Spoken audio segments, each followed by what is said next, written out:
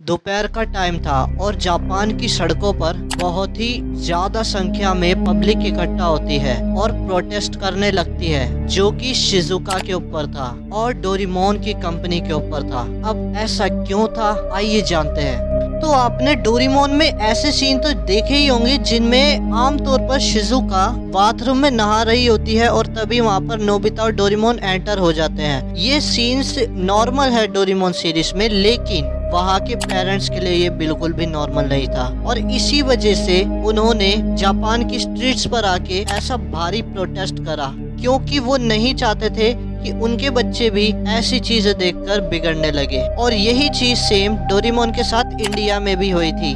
India में भी Doraemon को इन्हीं सीनों के चलते सेंसरशिप का सामना करना पड़ा था, और वो आज तक कर रहा है। आज भी हम डोरेमोन सीरीज में जो इंडिया में देखते हैं हम उसमें बहुत सारी सेंसरशिप होती है। और जापान में भी जो भी लोग प्रोटेस्ट में शामिल थे वो ज्यादा से ज्यादा पेरेंट्स ही थे, और उनका कहना यह था कि हमारे बच्चे डोरेमोन सीरीज में ऐसे सीन्स देखकर बहुत ही ज्यादा बिगड़ रहे हैं, और इसी वजह से हमारी डोरेमोन की कंपनी टीवी असाई से ये विनती है कि वो जल्द से जल्द इन सीन्स के ऊपर सेंसरशिप लगाए। और टीवी असाही कंपनी को उन पेरेंट्स की बात माननी पड़ी और डोरेमोन के ये सीन्स धीरे धीरे बहुत कम हो गए। लेकिन आप यकीन नहीं करेंगे, इस प्रोटेस्ट से पहले डोरेमोन सीरीज में शिजुका के या फिर कोई से भी ऐसे सीन्स भरे पड़े थे और बहुत ही ज्यादा संख्या में थे।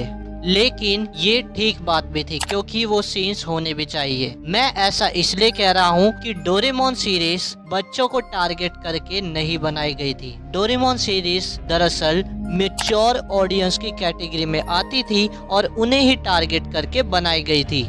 और पेरेंट्स को ये बात समझनी चाहिए थी कि डोरेमोन किड्स की कैटेगरी में ज्यादा नहीं आता है और वो मैच्योर ऑडियंस की कैटेगरी में ज्यादा आता है, तो उनको अपने बच्चों पे रोक लगानी चाहिए कि वो सीन्स वो इस सीरीज को ना देखे और मैच्योर होने के बाद ही देखे। लेकिन उन्होंने अपने बच्चों पे रिस्ट्रिक्शन लगाने के बजाय सड़कों पर प्रोटेस्ट करना बहुत अच्छा समझा और जाकर टीवी असाई के पास पहुँच गए। अब चलिए बात करते हैं कि इसके सलूशन क्या क्या हो सकते थे। इसका सबसे पहला सलूशन तो ये हो सकता था कि अगर वो पेरेंट्स अपने बच्चों पे रोक लगाते, उन्हें टीनेजर होने से पहले नहीं देखने देते डोरेमोन, तो ये प्रोटेस्ट की नौबत आती ही नहीं। और दूसरा रीजन सबसे बड़ा ये है कि अगर टीवी असाही पहले से ही अलग से बता देती कि ये शो बच्चों के लिए नहीं बल्कि टीनेजर्स के लिए होने वाला है, जो कि डोरेमोन का ओल्ड वाला शो है, तो भी ये प्रोटेस्ट की नौबत बिल्कुल नहीं आती, क्योंकि तब डोरेमोन अडल्ट्स के चैनल पे दिखाया जाता, ना कि बच्चों के चैनल पे। आज समय ऐसा आ गया है कि डोरेमोन के ऐसे कुछ एपिसोड आते हैं जिनमें कोई स्टोरी लाइन अच्छी नहीं होती है, लेकिन पहले के एपिसोड बहुत ही अच्छे और बहुत ही बढ़िया होते थे डोरेमोन के, क्योंकि उनमें सीन्स भी अडल्ट्स वाले होते थे और साथ ही स्टोरी भी अडल्ट्स वाली होती थी। आज के डोरेमोन के एपिसोड्स में हमें ऐसी स्टोरी परोस दी जाती है जिसका कोई सेंस नहीं होता है, लेकिन वही पहले के डोरेमोन के एपिसोड्स में स्टोरी बहुत अच्छी और अडल्ट्स के लिए सूटेबल्स होती थी और साथ ही बहुत ही ज्यादा एंजॉय करने वाली होती थी।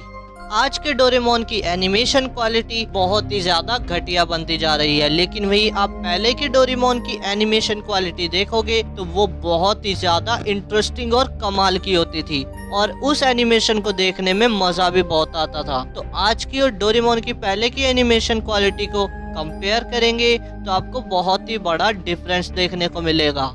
तो यार मैं तो यही प्रेफर करूंगा कि आप डोरेमोन के ओल्ड वाले एपिसोड ही देखा करिए, न्यू वाले नहीं, क्योंकि न्यू वाले में ज्यादा सेंस नहीं होता है जबकि ओल्ड वाले में बहुत ही ज्यादा सेंस होता है।